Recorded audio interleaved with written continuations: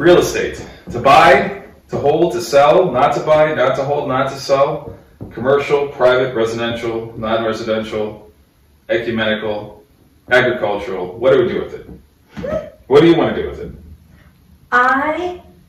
This all starts because I want to own real estate property, first and foremost. And secondly, personally, I want to own a private residence. But the question is, when is the best time to buy for either of those two properties? I think a lot of people are asking themselves that question. When should I buy? Should I buy now? Are prices down low enough? Are rates too high? Are rates too low? Yeah, a lot of people are asking themselves that. And every real estate agent we talk to now and 10 years ago and 20 years ago and 30 years ago and probably 100 years ago, they all say, buy real estate, it'll always go up. Or if you really pin them down on it, they might say, buy real estate, it always holds its value. Right? I don't know if I agree with that. I think generally I would agree with that, but there are certain times where there can be swings in the market where you're at a top or a bottom and it's especially bad or good timing. And I think we're at a place right now where it's very peaky. And so of any time, it would be one of the worst times to buy because it's exceptionally overvalued. And when you say peaky, you mean price per square foot of real estate? Yeah, of the average home in America right now. Yeah. So, I mean, I generally don't think that it matters all that much when you buy in the grand scheme of things, especially if you plan to hold for a long time. But in the last few years, the housing market has just become like a monster, and it's sort of snowballed into this really, really bubbly snowball. Bubbly snowball. Bubbly snowball, I like that. Well, yeah, it is. Prices have gotten ahead of themselves, and there are a lot of factors that I think are behind that I'd like to discuss. Statistically, real estate has only gone up 0.2%, accounting for inflation from 1890 to 2015.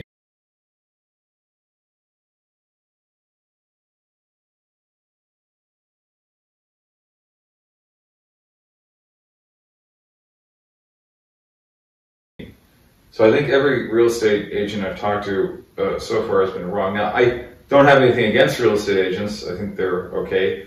I'm not a huge fan of the fact that their jobs are protected through special state licensure. I don't agree with that. But putting that aside, they're fine people. They make a market where a market's necessary to be made, and they help people transact properties. So there's definitely a use there if there's a use case. But they're always doing what people in stock markets do when they're long a stock, when they own a stock. They're talking their book. What do real estate agents do? They sell houses, or they help people buy houses. They're trying to assist people in the transactions of houses. So if they're talking to anybody at all, it should make sense for them to be interested in them, in those people wanting to transact. And how do you get people to transact? If they're sitting on the fence about buying a property, you tell them, well, that property will never lose its value, knock on wood. Right? Yeah. Right? And I hear that all the time. So I don't think real estate agents are the most accurate bellwether for the future pricing or trying to forecast the pricing of real estate. Well, I was just telling you how the MBA, the Mortgage Bankers Association, they're like a national group. I think they represent over 2,000 different member bankers for real estate specifically, and they aggregate data and they do some analytics, and I think they kind of help let people in the real estate world know kind of how the market's doing, and they also do a lot of lobbying for the real estate industry. But what do they say? Well, they don't really say anything right now, but I was just telling you how in 2007 they went out and bought a property for themselves for their headquarters in DC, only 2 years later in 2009 to have to default on their own mortgage. So, I mean, oops. That doesn't mean that everyone's uninformed, but if they're the data and analytics spearhead or crusader or the leader, sure. Leaders. I don't know that they are, but they certainly, at least on their website, they portray themselves as such. Anyways, But I mean, I brought them up to you because just as an indicator of where the market might be going, on Wednesday, just 2 days ago, they put out some data from what they collected from, I think, all the bankers that are in their association. Mm-hmm. And they came out and said that a year ago Wednesday, applications for mortgages are down 68.5% from a year ago. And the adjustable rate mortgages are up 21.7% from a year ago. So, I mean, that doesn't sound good. Yeah, well, I mean, now I think the reason people are going for the adjustable rate mortgages is probably because they foresee inflation decreasing over the next few years, and then that adjustable rate being right now at its highest, only for them to breathe a sigh of relief in a few years when that rate comes down. I worry that inflation will not be gone 2-3 years from now. It'll still be high. It might go higher. And people who think that their rate will come down by getting an adjustable rate mortgage will be very, very unpleasantly surprised if that rate continues to climb. I would take issue with just one thing you said. You said inflation might come down, but I think you meant to say perhaps that interest rates will come down. Oh, yes, as a function of, right. Okay. Interest rates coming down. Right. I assume as a function of inflation curbing. I don't know. But you think the Federal Reserve is going to change its policy on interest rates prior to inflation? Oh, that's a whole other subject. Yeah, so I know you probably did take, well, yes, okay, I should be more specific and just say, I think interest rates will take a lot longer to come down. And people who get an adjustable rate mortgage, if they're anticipating that rate to be at its highest now, they could be unpleasantly surprised by interest increases down the road. Yeah, we saw the last time that happened in the 2007-2009 crisis. ARMs, adjustable rate mortgages, caused a lot of people to be unable and/or unwilling to pay their mortgage payments. Right. So and that a lot of foreclosures. Yes, sure. That just to me makes it seem like we have just in that one report, you have one indicator that the market demand is lowering. And the second thing that struck me was that you have more people who are still interested in purchasing, taking on what could be, I don't know that it's actually riskier from a banking perspective, but it could be more likely that these individuals could end up defaulting down the line. Mm-hmm. So you have decreased demand as well as maybe a little more increased risk. I don't know. To me, that just seems like some indicators that the housing market is not really that strong right now. I agree, and there are others too. There's a lot of indicators. Housing starts are down, home builder pessimism is down, or I should say increased. Home builders are more pessimistic. Home buyers are more pessimistic. There's a decrease, you've mentioned this, loan originations. There's a decrease of sales volumes year over year as well.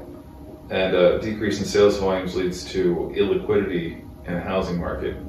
And what I think a lot of people fail to appreciate about housing, sometimes cars, other assets, is they're not very liquid. It's hard to find a buyer necessarily. And if you start trying to find a buyer and you're in a rush to sell in an illiquid market, you're going to have to take a bid that's far below what you might be able to get if you were able to wait 2 or 3 months, right? Yeah. So illiquidity can be a big problem just by itself. And illiquidity can be caused by decreased loan originations, which I think is a big problem that a lot of people are not considering in the housing market. Well, going back to real estate as itself, so there are a lot of different ways to think about real estate, right? You and I have talked about this a lot in the past. There's thinking about your primary residence, which you need to have. Although I break it down in a more nuanced way than I think a lot of people think about it. A lot of them say, okay, I have my home, I'm paying a mortgage, that mortgage is less than the rent. Okay, that's fine. And in a low interest rate environment, that's a very logical thing to do.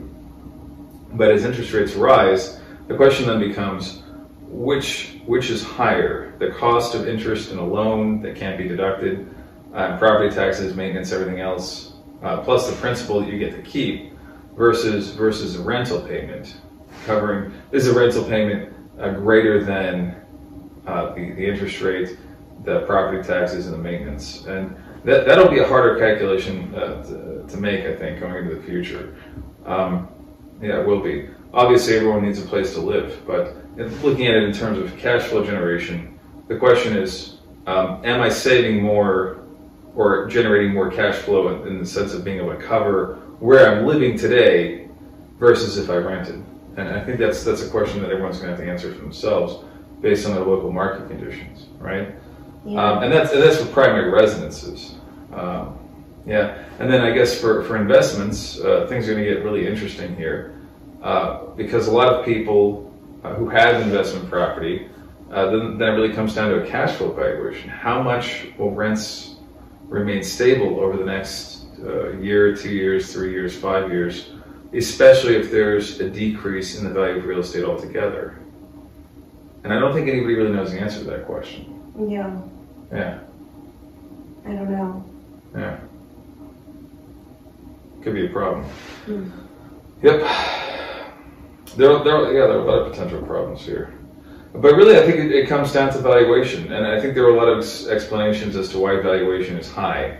The first and best explanation, and stop me if you disagree with anything, the first and best explanation, I think, is that low interest rates have caused demand to be brought in aggregate from the future to today. What do I mean by that?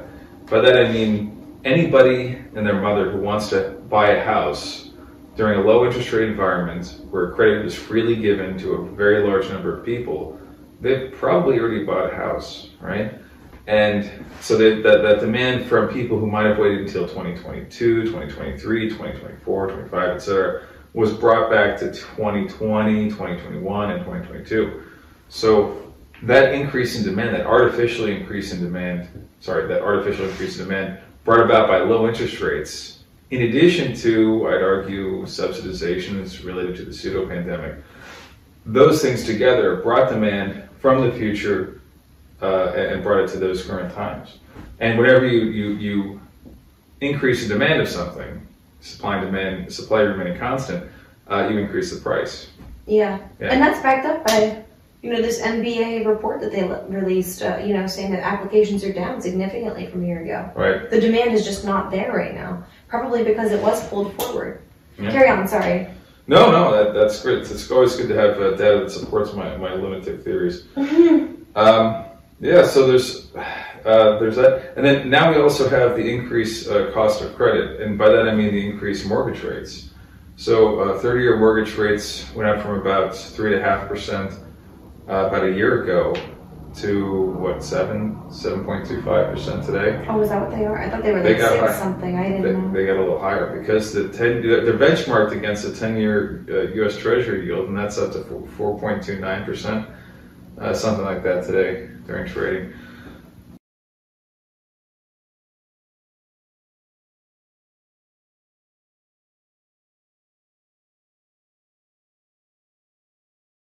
And when the 10-year, which is considered to be absolutely safe, is that high, then there's usually a 2.5% to 3%, maybe 3.5% increase for the mortgage payments. Yeah.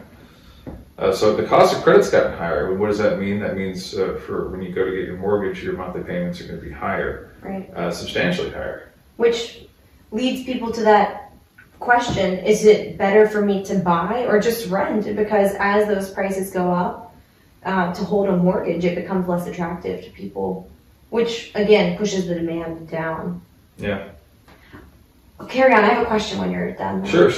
One of the last point I wanted to make is that with valuation, I think a lot of people, there's going to be probably decreased demand in the future, not just because demand's been pulled forward back to 2020 to 2022, but also because many people who have mortgages at low rates and don't have to move are going to be reluctant to sell. Because if those people who are paying a 3.5%, 4% mortgage rate on a house go to buy a similarly sized house somewhere else with a similar price, they're going to have to pay mortgage interest rates of 7%. Right. If they have a locked in, if they're in a fixed rate mortgage, and they got that in the last few years, even if they have a mortgage, I would think a fixed rate mortgage that they're still paying on from 15 years ago.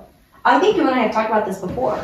Why move? Yeah, I mean, even if they were maybe thinking about upgrading their home or relocating or just time for, you know, a new home, maybe after 15 years of being in one, if they now know that their interest rate will be triple what it is on the home that they currently have a 30-year mortgage on, they'll just keep that home and maybe do upgrades within it as they can if they need to, or just keep it as it is, but they'll be much less likely to, you know, upgrade or change their circumstances. Yeah. With the interest difference. You had a question. Well, I had a question that may be a little off topic, but I'm just curious if you think, for us and for anyone who might be watching, should we approach investment properties and personal residences differently, generally, and with the current economy in consideration? That's a very personal decision. I have some thoughts on that, but I'd like to leave them toward the end. Okay. Yep. All right. So anyone who's watching, stay tuned to the end. We're going to have some fantastic thoughts here. They're phenomenal. All right. I'd like to point out something that I think nobody else, well, I haven't heard anybody else say it. I haven't yet. Maybe somebody else has, and I just haven't picked up on it. But I've been following the news, the press pretty closely. I've been following the real estate markets pretty closely. And there's one thing that I keep hearing that I think is completely wrong. And what I keep hearing is supply is really constrained. Supply is constrained, supply is constrained. And that somehow supply being constrained is going to offset, or more than offset, the decreased demand over the next 2 to 5 years. You're saying supply of homes is Yes, I'm sorry. Supply of primary single-family residences is constrained. And the reason they're saying that is because there are a bunch of home builder projects, I don't know, in the hundreds of thousands, 600,000 to 800,000 range, over the last year that are still being completed. And once those are completed and go to markets, maybe that'll offset the demand. Is that due to delays in materials because of supply chains? Yeah. So they're saying because of supply chain issues, the supply is constrained. Right. Once those homes are completed, which they should be eventually, once the materials are delivered and etc. In addition to that, a lot of these people will say that there aren't enough houses to begin with, and that more should be under construction. But I have one thing that I think really pricks that idea and causes it to burst, and that's supplies of housing are constrained only if you assume the continuation of current conditions. And what do I mean by that? Every family of 3 or 4 gets a 3-bed, 2-bath house. Well, Americans don't realize this, although much of the rest of the world does, and Americans 100, 150 years ago certainly did. Americans can fit 2 families, 3 families into a 3-bed, 2-bath house. Yeah. I'm not saying people prefer that. Obviously, they don't. People like to have more space. But we can see a counter trend of consolidation of housing for families, for couples, and probably more especially for single people, or for people who are members of a family going to live with that family.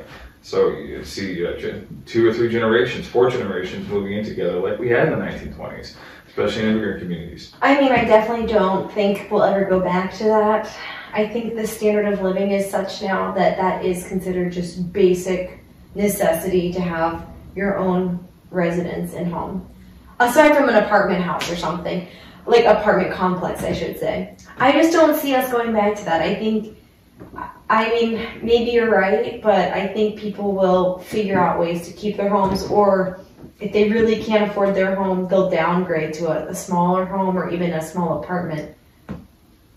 I think people are going to do everything they can to retain their, their own domain. And I have no doubt people would prefer to do that, but can they? Will they be able to? If there's a massive recession, deflation of asset prices, stocks go down, bonds go down, we'll cover those in future videos.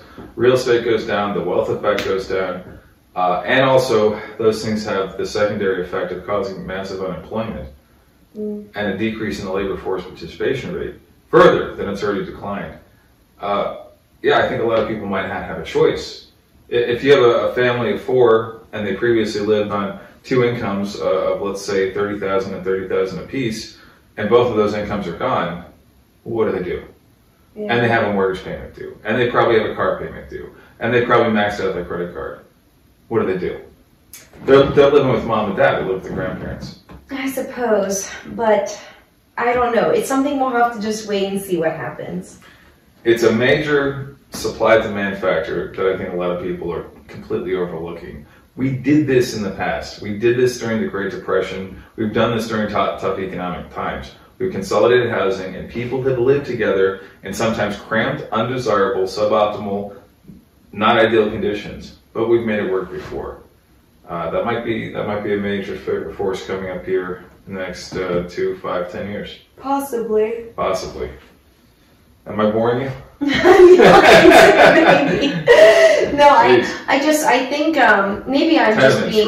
maybe I'm just being short-sighted, but I'm thinking in my head as you're talking, okay, well, if that's the case, then once the housing market crashes, the price of homes will be so affordable because there will be less demand that these people who can't afford a home right now will just buy one then. And assuming they're unemployed, their stocks are down 50%, their bonds are down 50%, and their house is down 50%, what liquidity are they going to use to purchase these houses with? Well, I don't know. Maybe they have some savings. Oh, and also, by the way, banks have contracted their credit and interest rates are 15 to 20%. Even with the increased interest rate, if the housing cost goes down 50%, you know what I mean? You can afford a higher interest rate. It's possible. I don't know. We'll see what happens, but... We'll see what happens. Carry on. I think you were going to say something else about why you think the housing market is going to crash. Well, you keep using the term crash. I feel like you're trying to get me in trouble. Oh. I don't necessarily know that it'll crash. I'm thinking back to Great Depression era data. There's a really good paper. We'll post a link. It describes the average price of Manhattan real estate.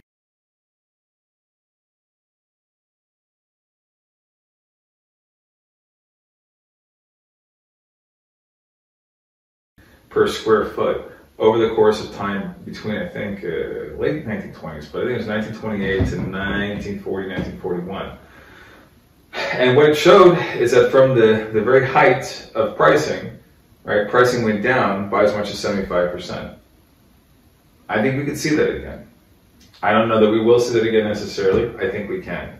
If there's massive deflation, decrease in stock market valuation as occurred during the Great Depression, yeah, I think we could see that. So I am not going to be upset if that happens for our sake as prospective buyers, but this is a point of contention between the two of us because I worry that our timing is going to be poor if we wait too long, if we're not able to start purchasing homes or properties, I should say. How many homes do you expect? I know, properties for investment when the housing market starts to hit, I don't know, maybe 25% or 30% off all-time highs. Maybe 35% off all-time highs because they are really peaky. But the point is, I worry that if you're like waiting until 75% off all-time highs, it won't get there and you'll miss out. Yeah, that's always possible, sure. And nobody can exactly pick a top or bottom to anything. So there's an art to that. There's a nuance to that. That's worth discussing. But you're right. Maybe 75% isn't the magic number. Maybe it's 70. Maybe it's 65, 50, 45, whatever. We're going to have to make this decision together at some point probably over the next 12 to 16 months if things happen the way that we hope they do. My plan was to do it unilaterally with complete disregard of your thoughts, feelings, and emotions. Well, then I'm not going to do business with you, Michael. Can I say your name? That's fine. The point is, we're going to have to discuss this, so stay tuned, because I'm sure in subsequent tapings, we will have to figure out exactly what our plan is, because I do think regardless of what it is, whether it's housing that you want to buy into or the equities markets or commodities, I feel like having a plan beforehand, if you think the price may move a certain way, it's good to have a plan. Like, I'm going to buy X percentage when the price hits whatever. Do you agree or disagree? I agree. And then it's disciplined, like, adherence to that plan. I completely agree. Having some kind of plan over makes a lot of sense, but I also add that people watching these nice folks, they don't care about what the heck happens to me and you. They don't care about our situation. I'm saying they care about what they can do. Yes. What they need to be thinking and about. they are going to think about it as well. Right. And if we're able to share what we're doing, it's just giving someone out there who may be thinking about the same thing, like a very good example of what not to do. No, just someone else who's doing something like similar in what their strategy and plan is. It's almost like two people who have a similar hobby just kind of bouncing ideas off of one another. Right. I'm not saying like, oh, do what we do. I'm just saying like it would be, I think, fun to share our plan and strategy. And then if there are other people out there who have similar plans, they could theoretically share their strategies if they wanted in the comments or whatever. I don't know exactly how this all works, but you know what I mean. Right. Well, okay, so it sounds like our strategy currently is to rent, including our primary residence. And we had a small amount of property that's all been sold off and put into other assets. But so we're going to rent for now. Renting. For a period of time. And we're going to continue renting until prices are more favorable. Right? Which is, I think we should think about buying when the average home or the home in the area that we'll be living in is 35% off of its all-time high is when we should start looking. I don't know if I agree with you there. And that would be the same for real estate investment. I think that would make it time to start. I would use metrics, I'd use a different metric. I would use probably real estate to gold ratio in terms of ounces of gold per square foot. Do you care to explain this to the Sure. camera? There's a ratio of a price of an ounce of gold to a price of real estate. Back in the Great Depression era, you could value that gold in dollars. They were exchangeable up until 1933. So you had an anchor for it. Now you can try to value it in dollars, but with pervasive deflation or inflation, a lot of those valuations will be difficult to follow over time, and over a longer enough course of time, you're comparing apples to oranges. Therefore, probably gold is a more stable indicator of value. You could also try valuing against barrels of oil or other metrics. That is like a whole episode that we'll have to do at some point. Yeah, because I feel like that may be confusing to someone who isn't already familiar with what you're talking about. What, a stable store value over time? Most people aren't. That's okay. I mean, it's not really something that we have with, well, the dollar is definitely stable for the most part, but I wouldn't say it's a good store of value anymore.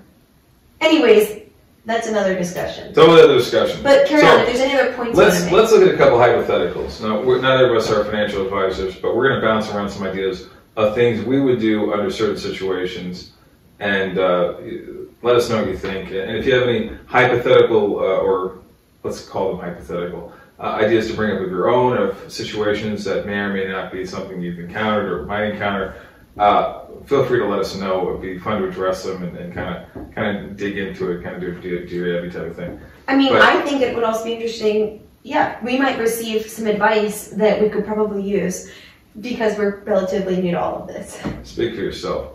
All right. Oh, okay. Just saying, it's also another thing. Okay, right. Carry on. So what to do? So if you have so now that we have a primary residence, we'll rent for now. If you had a primary residence, you specifically, and you had no plan on moving for the next 10 years, all right, and let's say it's a 4-bed, 3-bathroom house in a nice part of town, and you're happy there, you really liked it, it had everything you wanted in a residence, would you sell it now, or think about selling it? If I was happy there and had no intentions of moving or wanting to upgrade, then no, I wouldn't sell it. What if you had all those conditions, but let's add something else.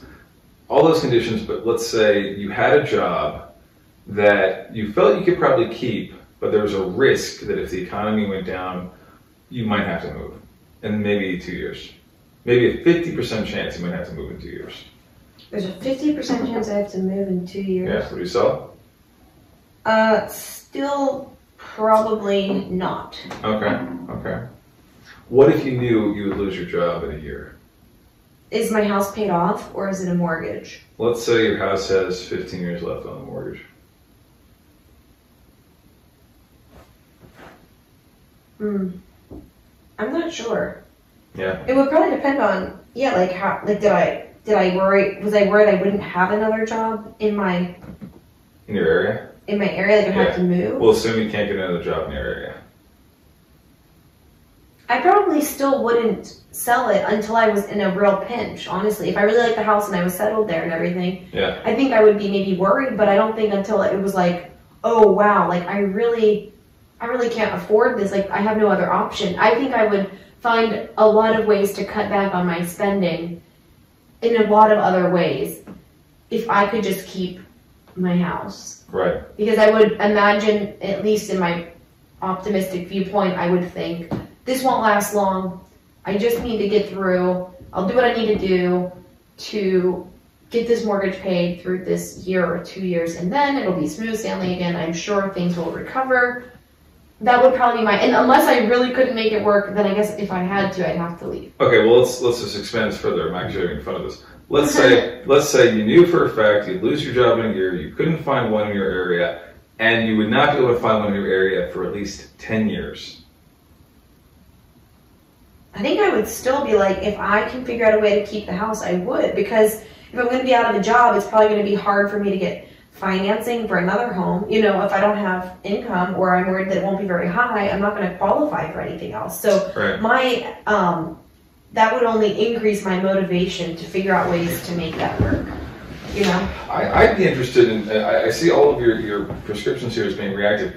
And I'm bringing up these ideas because these are different scenarios that might happen to some people, especially if we have a really bad recession.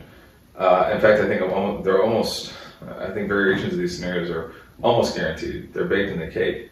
So I think people should start at least thinking, what if I didn't have a job? What if mortgage rates went up? What if I had to leave my house for job opportunities? I don't think a lot of people are thinking about this. Yeah. You know, I think it's a good discussion for everybody to have internally with themselves and with people they care about, families, things like that. I guess I have a more radical approach to things, which is if I owned a house, I would sell it all immediately, and I would, and I'll cover this I think in maybe future videos. But I would get rid of the asset, convert it to a liquid stable asset that I could draw upon later with the intention of buying more house in the future, and also avoiding the potential problem of losing my job and then having to, after the fact, try to deal with that crisis during a period of emotional, psychological upheaval, not only to myself, but probably if things like that are going on all throughout society.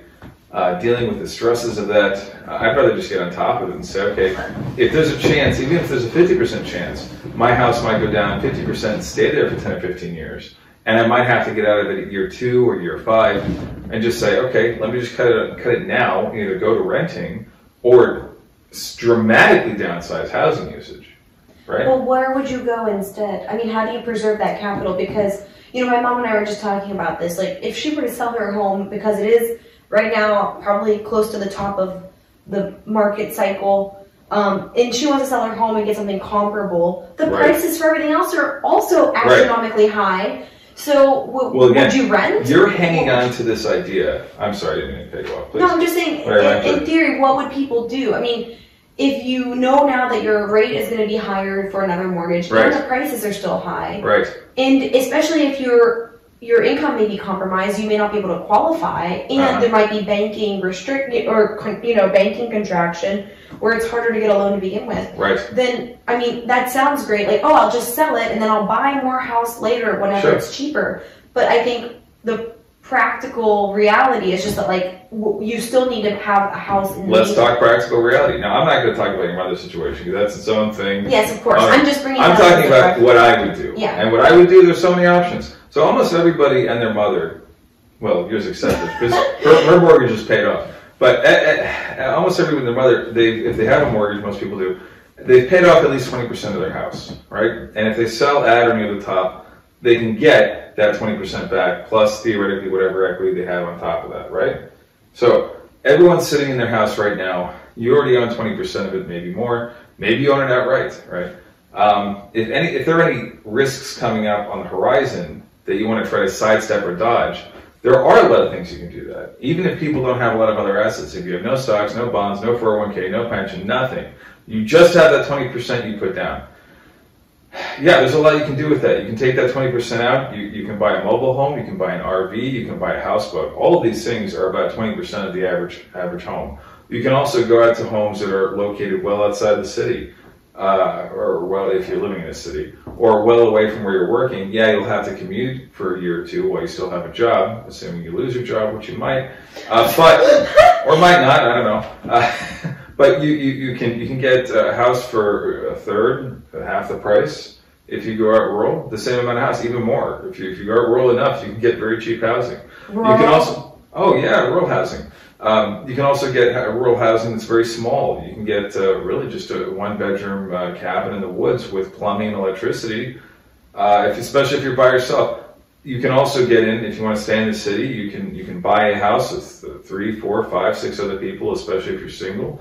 Bunk up in a large room or a couple of rooms, split those up. You can buy all kinds of arrangements. I mean, probably as a single person, which I feel like a lot of single people, especially younger, that are able to do this probably don't own a home. But for those that do, yes, you could rent a room from someone who owns a house. That's a pretty inexpensive way to basically get away with not even probably as much as rent for an apartment. But, obviously now you don't have your own real space. And consider this, you can set up situations like this now while the economy is still good. While people are not feeling the panic, the concern, the psychological distress, they're going to cause them to freeze up and not approve deals. If you can go find and maintain a good relationship with a person who's running a boarding house, which, by the way, we've had mostly throughout our history up until the last 50 or 70 years, you can establish that relationship. You can get along. You can find places to go. You can find inexpensive houseboats, RVs, other arrangements like that, small cabins in the woods. It is very possible for people to maintain much of their quality of life with less physical space. Now, I'm not suggesting, like the GR people might say, or the WEF people might say, that everyone should live like this. I'm not saying this is a prescription for how people should live at all. What I'm saying is, if there's a train coming and you can get out of the way, and getting out of the way means going to a thorn bush, right? Or going into a bunch of mud or sand or something that you find uncomfortable, it's better to do that than to get hit by the train. That's my thesis. Because you're just thinking about basically preserving as much of your capital as you can. Right. In order to be strategically in a good position to take advantage of the housing market's drop or crash when it happens. Not just that. If there's a 10-year depression, if there is, we've had one of these before, by the way.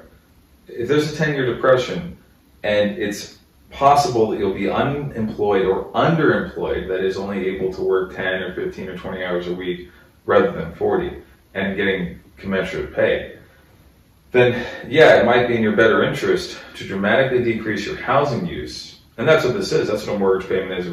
It's application of your income toward housing that you're living in. Maybe you want to convert some of that to, I don't know, food. Some people like to use water.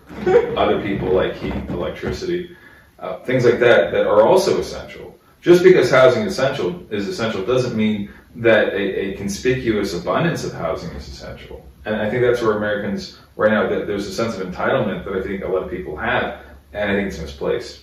So they're saying there's a constraint of homes that's causing this heightened demand. Right. But once those homes come to market... Well, no, let me clarify. It's not that there's a constraint of supply of homes that causes an increase in demand. There's a constraint of housing that, if demand were static... Yes. Keeps the price higher. Price to be up. Yeah. Right. And if demand goes down, because as we discussed, future demand was brought in over the next 2 to 10 years to 2020 through 2022. Because of the very, very low interest rates. Right. Yeah. Then their idea is that if there's a decrease in supply, as well as a decrease in demand, that all things being equal, it should mean the price remains the same.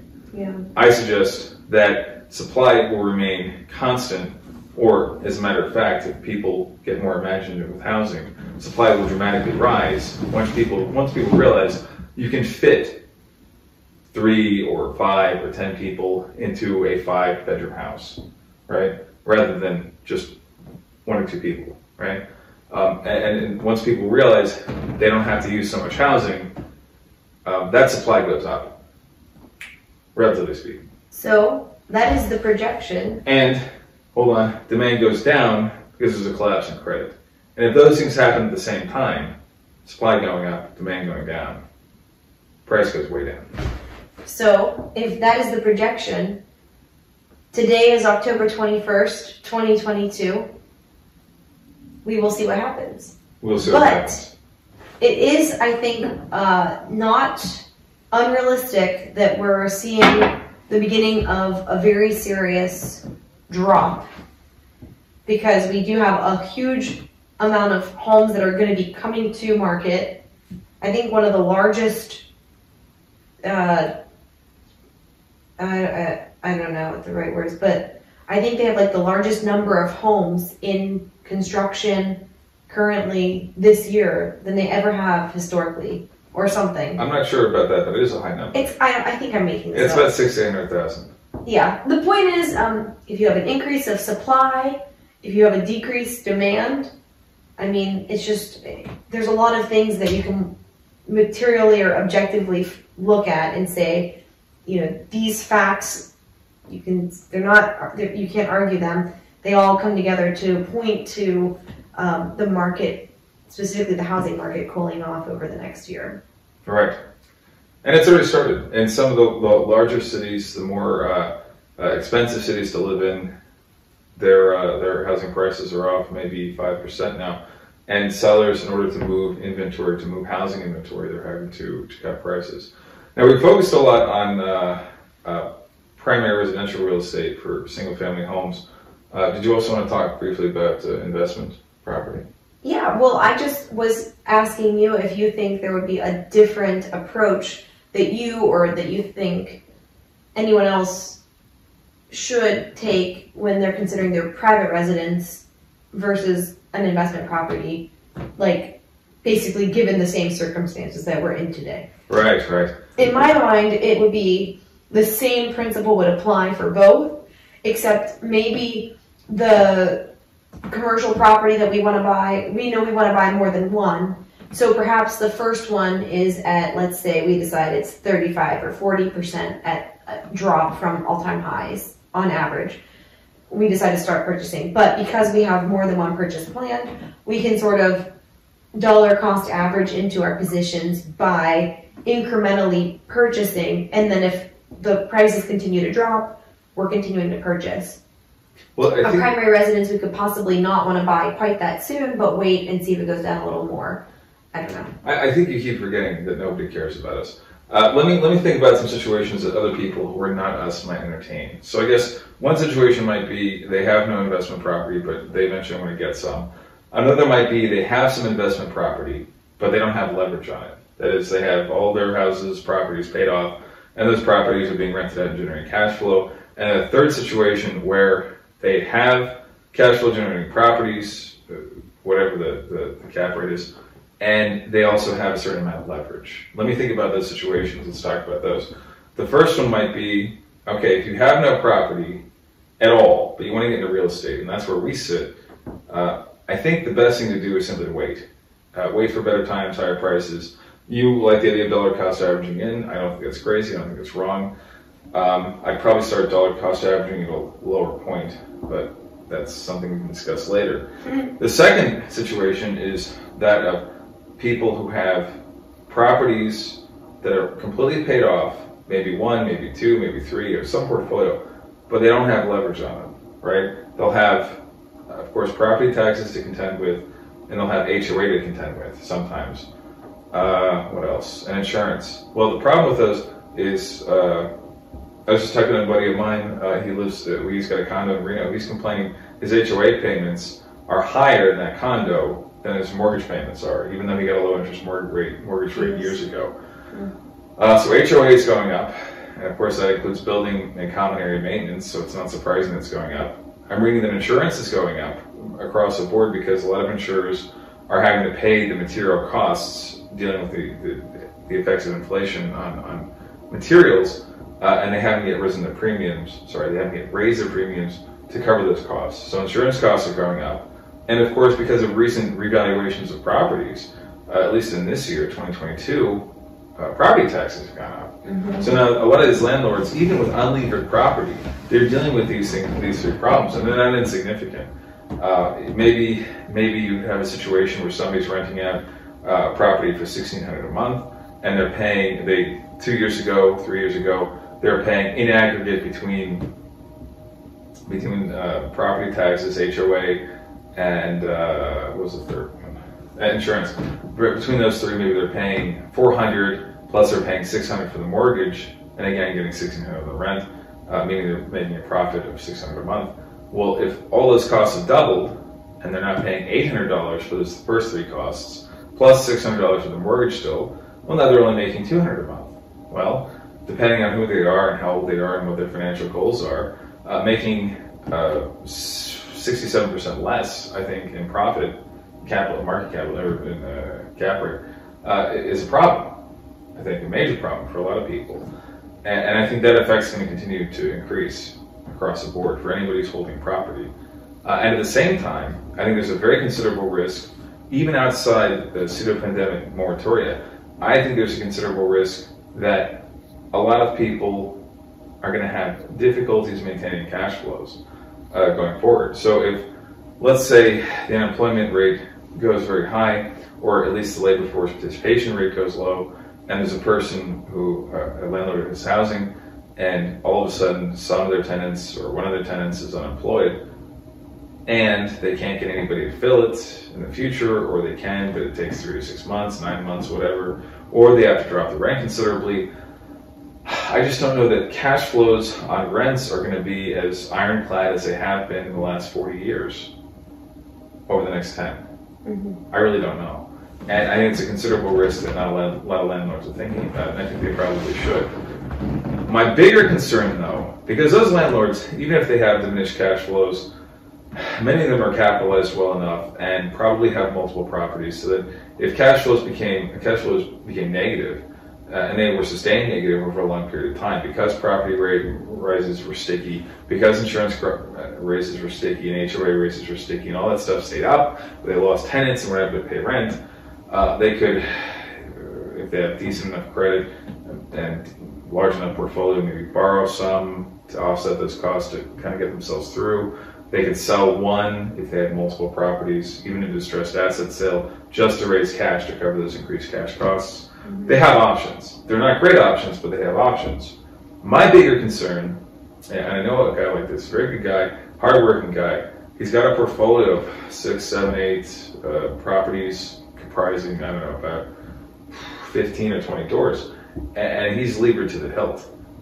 Levered to the hilt of the sword. Anyway, he's levered a lot. And I think it's a real problem for him. He keeps taking cash out loans on this, cash out loans on that, up until very recently, and he needs the current cash flows to service the debt on all the stuff that he has, because he's been trying to, as many people have, understandably, especially in a low credit environment, he's trying to build a real estate empire, real estate portfolio.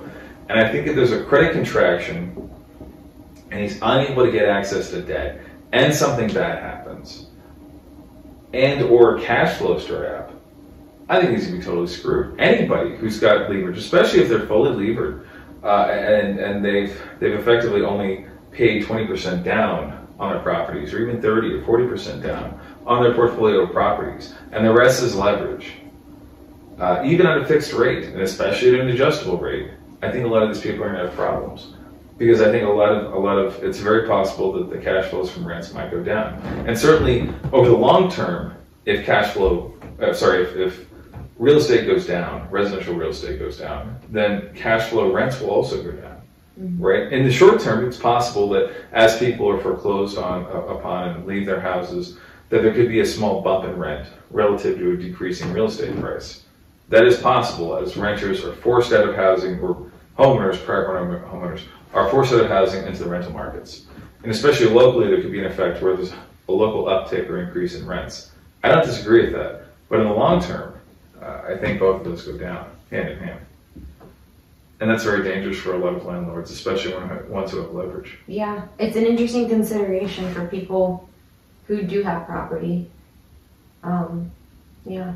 So I think something to consider if you have a lot of properties and you're over levered, which is probably not a lot of people, but if you are, maybe sell one or two of those off, or at least hold your cash flows in some stable currency or stable or money that holds its value over time. Yeah. I like That's something to consider. All right. Well. Deleverage. Any final thoughts or feelings? Thoughts or feelings? I think we've covered just about everything here. I think to summarize, real estate prices are not necessarily going to remain high. They might. Odds are, statistically, historically, they won't. I think at least in the current economic environment, it makes sense to have a plan of action, whatever your situation is, and to come up with that plan now, soberly, without the cloying, the panic that can come, and the stress and the personal discomfiture that comes along with trying to plan during difficult times. And if you have a plan of action, even if you fail to stick exactly to it, even if you make mistakes, even if you have to do additional plans within the plan, or you run into unfortunate or surprise events, you still at least have a plan, and there's something you can do. Yeah, I think having a plan, probably more than anything else, makes a lot of sense. Probably doing that with specific types of financial advisors might make sense. Certainly talking to your family about it makes sense. Thinking about it for yourself makes sense. Yeah, having a plan makes a lot of sense. Yeah, because I think we agree, and I think a lot of people probably realize, like, we've kind of been on a gravy train, especially with the prices of homes, if you own them, or if you're in real estate as an investor. It's kind of been a gravy train for the last few years. But I don't think anyone really believes that that's just going to continue. I think everyone's aware of the fact that things are going to be changing, and it's just a matter of how to strategize and position yourself so that you can still preserve your capital or continue to, make profit, or at least good decisions for your personal residence. Well, that's an interesting point you raised. So I suppose I have a second final thought. Okay, go ahead. Which is that a lot of people, they don't want to think about this. I think we should talk about that. People don't want to recognize that risk is present, and if they do, they'll only recognize it reluctantly and only intuitively, and they won't want to act on it. I suppose that's a good point, because I'm over here saying, no, I think people probably are all well aware of this and expecting it. But at the same time, I don't know, 20 minutes ago you asked me, what would you do if you knew you had a home you liked and you knew you were going to probably have trouble keeping it? I would still wait until it really was apparent, like I had no other Until you choice. can see the hard evidence. I mean, maybe I would be aware of that in the background, but I probably wouldn't act on it or have a plan until I was like, okay, well, now what do I do? And of course, that might be just human nature, or maybe it's just me. I think it is human nature. But you're possibly correct. I think it's completely human nature, and it's understandable. We all have natures and predilections towards different things. That doesn't mean it's necessarily good. Yeah. Yeah, predilection to have. We're in a lucky position since we don't own property. Yeah, I suppose. In some ways, I guess it's a good thing. Yeah. Well, that being said, all right, don't sleep on it. We'll sleep on it, but don't sleep on it. Right. Sleep on what we said, but don't sleep on acting. Fall asleep when you get to the hotel, not at the wheel. Exactly. I like that.